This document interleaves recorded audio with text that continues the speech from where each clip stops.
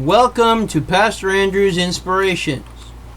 If you enjoy these videos, please click on the red subscribe button below and the bell to the right for more. Welcome to our online church, a congregation made up of many from around the world. No offering is necessary.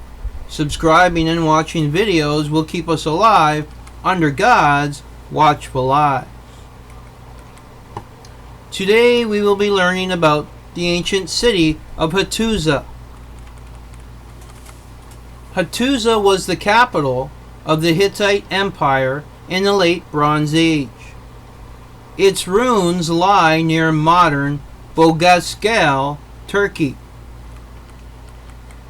Within the Great Loop of the Kızılırmak River. Hattusa was added to the UNESCO World Heritage Site list in 1986. The landscape surrounding the city includes rich agricultural fields and hill lands for pasture as well as woods. Smaller woods are still found outside the city, but in ancient times they were far more widespread. This meant the inhabitants had an excellent supply of timber when building their houses and other structures. The fields provided the people with a crop of wheat, barley, and lentils. Flax was also harvested, and their primary source for clothing was sheep wool. They hunted deer in the forest, but this was probably only a luxury reserved for the nobility. Domestic animals provided meat. There were several other settlements in the vicinity, such as the rock shrine at Yazalikaya and the town at Alcohoic.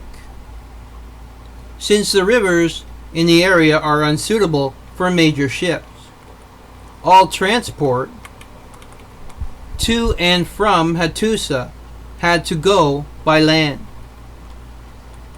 Before 2000 BC, the apparently indigenous Hattian people established a settlement on sites that had been occupied even earlier, and referred to the site as Hattush. The Hattians built their initial settlement on the high ridge of Büyükkale. The earliest traces of settlement on the site are from the 6th millennium BC. In the 19th and 18th centuries BC, merchants from Ashur and Assyria established a trading post there, setting up in their own separate quarter of the city. The center of their trade network was located in Kultep. Business dealings required record keeping. The trade network from Ashur introduced writing to Hattusa in the form of cuneiform. A carbonized layer apparent in excavations attests to the burning and ruin of the city of Hattusa around 1700 BC. The responsible party appears to have been King Anita from Kuzara, who took credit for the act and erected an inscribed curse for good measure. Whoever after me becomes king resettles Hattusas. Let the storm god of the sky strike him. Only a generation later, a Hittite-speaking king chose the site as his residence and capital. The Hittite language had been gaining speakers at the expense of Hittik for some time. The Hittik Hattush now became the Hittite Hattusa, and the king took the name of Hattusili, the one from Hattusa.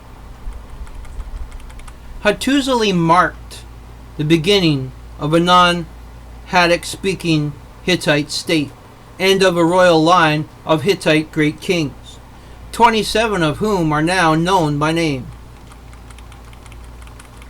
After the Kaskians arrived to the kingdom north,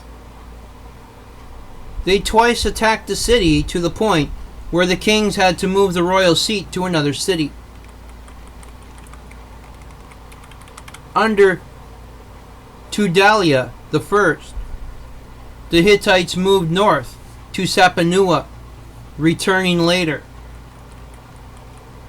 Under Muwatalli II, they moved south to Tarhantasa, but assigned Hattusili III as governor over Hattusa. Mursili III returned the seat to Hattusa, where the kings remained until the king of the Hittite kingdom in the 12th century BC.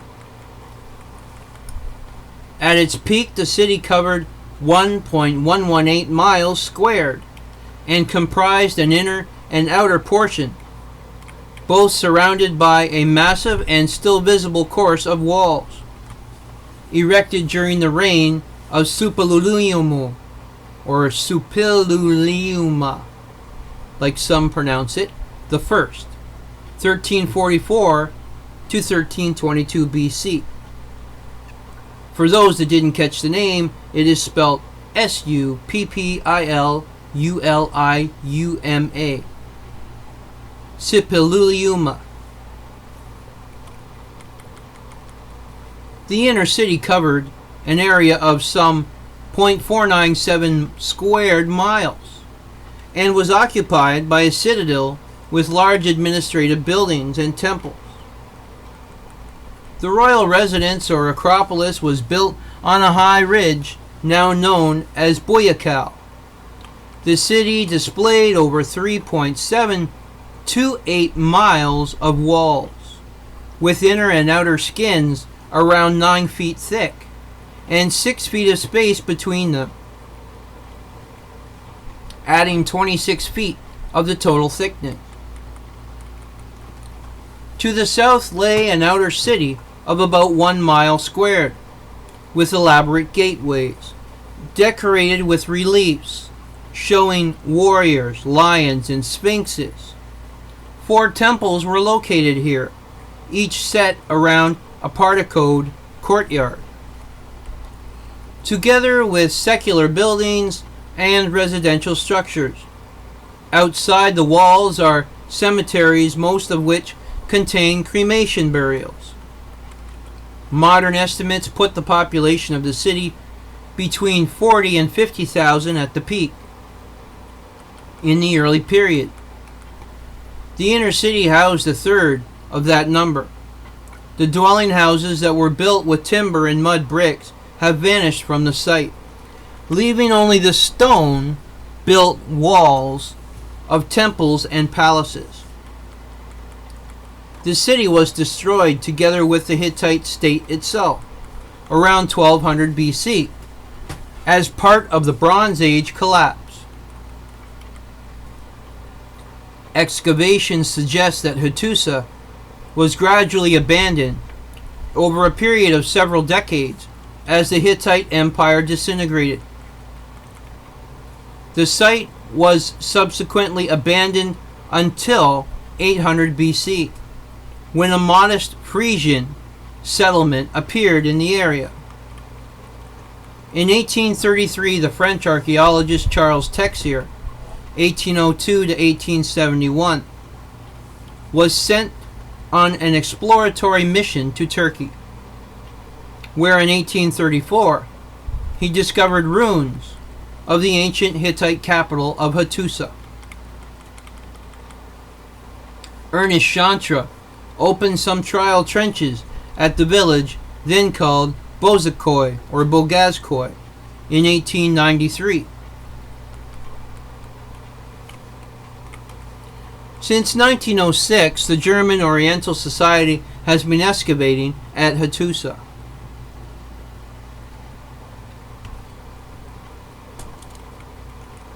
With breaks during the 2 World Wars and the Depression. 1913 to 31, and 1940 to 51. Archaeological work is still carried out by the German Archaeological Institute.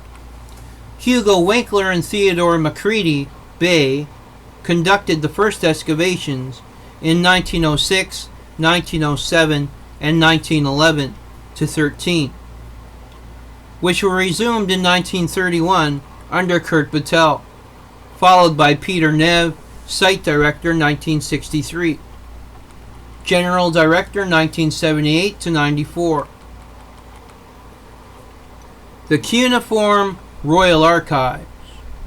One of the most important discoveries at the site has been the Cuneiform Royal Archives of clay tablets, known as the Bogazkoy Archive, consisting of official correspondence and contracts, as well as legal codes, procedures for cult ceremony, oracular prophecies, and literature of the ancient Near East.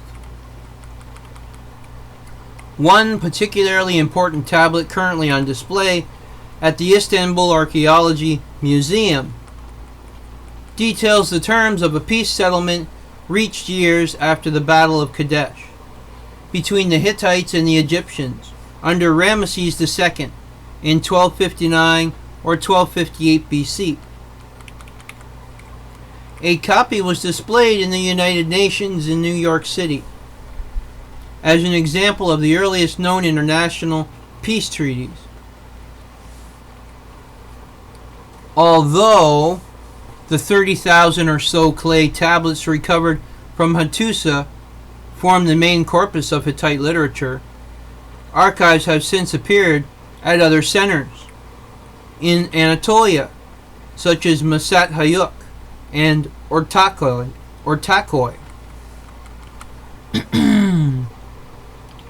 They are now divided between the archaeological museums of Ankara and Istanbul. The Sphinxes. The pair of sphinxes found at the southern gate in Hattusa were taken for restoration to Germany in 1917.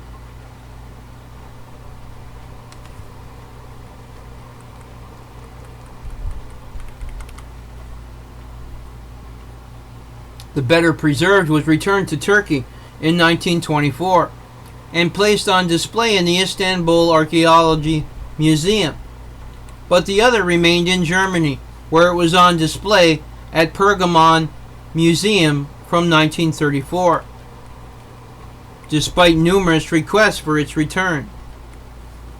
In 2011, threats by Turkish Ministry of Culture to impose restrictions on German archaeologists working in Turkey finally persuaded Germany to return the Sphinx,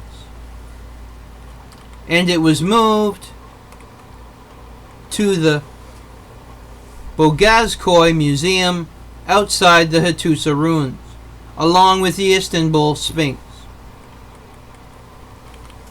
reuniting the pair near their original location. This was the ancient city of Hattusa. Adonai Nisi, the Lord, is our banner. Remember, if you like these videos, please click on the red subscribe button below and the bell to the right for more. God's blessings be upon this message and us all.